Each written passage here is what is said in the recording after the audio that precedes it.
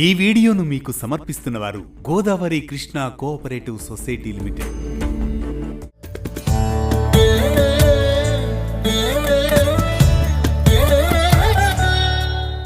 సనాతన ధర్మంలో తల్లి సంతానం మధ్య ఉండే నిస్వార్థ ప్రేమకు ప్రతిరూపం యశోదా కృష్ణుల బంధం.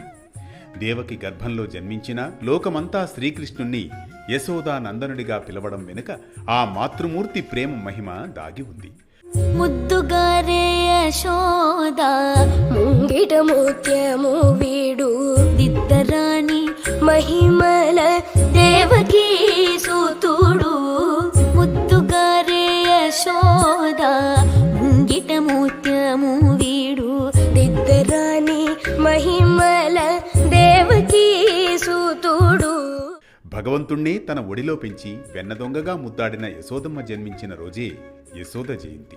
వైదిక పంచాంగం ప్రకారం పాల్గొన మాసం షష్ఠి తిథి 2026 ఫిబ్రవరి 6వ తేదీ అర్ధరాత్రి 1:18 ప్రారంభమై ఫిబ్రవరి 7వ తేదీ అర్ధరాత్రి 2:54 ముగుస్తుంది.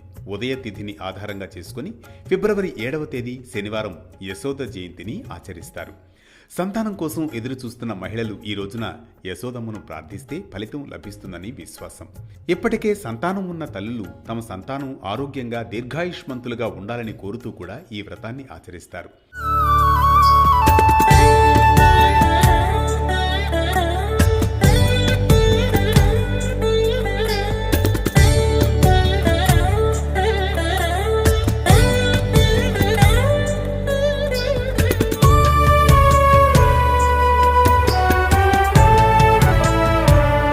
ఈ రోజున బ్రాహ్మీ ముహూర్తంలో స్నానం చేసి శుభ్రమైన వస్త్రాలు ధరించి యశోదమ్మ బడిలో ఉన్న బాలకృష్ణుని విగ్రహం లేదా చిత్రాన్ని గంగాజలంతో అభిషేకించాలి.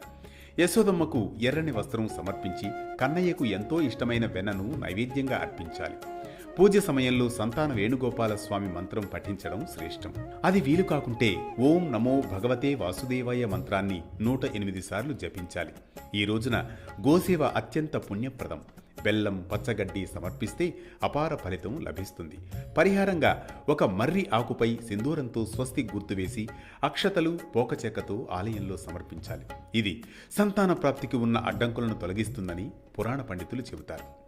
మరో భక్తి రాగం, ధర్మ దీపంతో మళ్లీ కలుద్దాం రేపటి పరమార్థంతో. ముద్దుగా